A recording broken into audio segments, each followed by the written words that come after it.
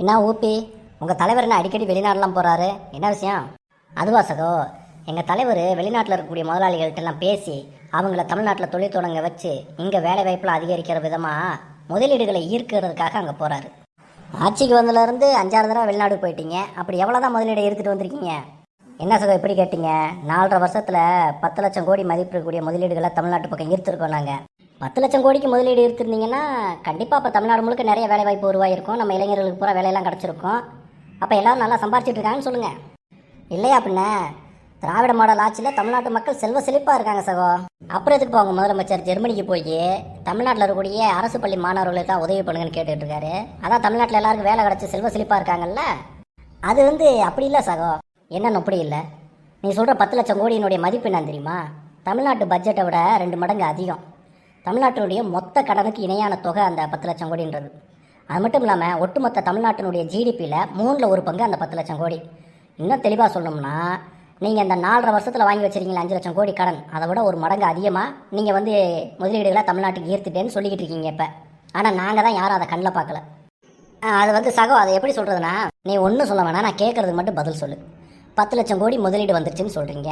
இது பத்தாதுன்னு இந்த 4.5 வருஷத்தில் 5 லட்சம் கோடி கடை வாங்கி வச்சுருக்கீங்க. இதுவும் பத்தாதுன்னு சொல்லி இருக்கிற எல்லா வரியும், மின்சார வரி, சொத்து வரி, எல்லா வரியும் ஏற்றிட்டீங்க. மக்கள் அந்த வரியெல்லாம் கட்டிக்கிட்டு இருக்காங்க. இப்படி வரியையும் உயர்த்தி கடனையும் வாங்கி முதலீடையும் ஈர்த்தும் கூட உங்களால் அரசு பள்ளி மாணவர்களுக்கு போதுமான அடிப்படை வசதியை செஞ்சு கொடுக்க முடியாமல் ஜெர்மனியில் போய் பிச்சை எடுத்துக்கிட்டு இருக்கீங்க. அது சகோ, நீங்கள் சொல்கிற அந்த முதலீடு வளர்ச்சி எல்லாமே பேப்பர்லேயும் இந்த நியூஸ்லேயும் மட்டும்தான் வருது. நிஜத்தில் யாரும் பார்க்க முடியல. ஒன்று தெரியாமல் தான் கேட்குறேன், சீனின்னு பேப்பரில் எழுதி நக்குனா இனிக்குமா சகோ? அட பொறு ஊப்பி, இப்படி முதலீடை இருக்கிறேன்னு சொல்லிட்டு நாடு நாடாக போகிறது தான் முதலமைச்சரோட வேலையா? தமிழ்நாட்டு அரசுக்கு சொந்தமான பொதுத்துறை நிறுவனங்கள்லாம் நஷ்டத்தில் இயங்கிட்டு இருக்கு. மின்சாரத்துறை, போக்குவரத்துறை, ஆவின், அரசு கேபிள் டிவின்னு சொல்லி எல்லாமே நஷ்டத்தில் போயிட்டுருக்கு. அதை எப்படி லாபகரமாக இயக்கிறது, எப்படி புதிய தொழில்நுட்பத்தை உள்ளே கொண்டு வரது, எப்படி புதிய வேலைவாய்ப்புகளை உருவாக்கி தமிழ்நாட்டு இளைஞர்களுக்கு வேலைவாய்ப்பு கொடுக்கறதுன்னு பற்றி யோசிக்காமல் இப்படி நாடு நாடாக போயிட்டு ஃபோட்டோ ஷூட் பண்ணிட்டு இருக்கீங்களே, இது நல்லாவா இருக்குது? இதுக்கெல்லாம் மேலே இப்படி வெளிநாட்டு முதலாளிகளே பிடிச்சி தொங்கிட்டு இருக்கு பதிலாக நம்ம ஊரில் இருக்கக்கூடிய சிறு குறு தொழில்களை ஊக்கப்படுத்தலாம், புதிய முதலாளிகளை உருவாக்குறதுக்கு என்ன பண்ணலாம் அப்படின்றத பற்றி யோசிச்சு நடவடிக்கை எடுக்கலாம். இதெல்லாம் பண்ண மாட்டீங்க சகோ. அது நீ ஒன்றும் சொல்ல வேணாம், ஒரே ஒரு கேள்வி தான் ரொம்ப நாள் அவங்கள பார்த்து கேட்கணும்னு நான் நினச்சிக்கிட்டே இருக்கேன்.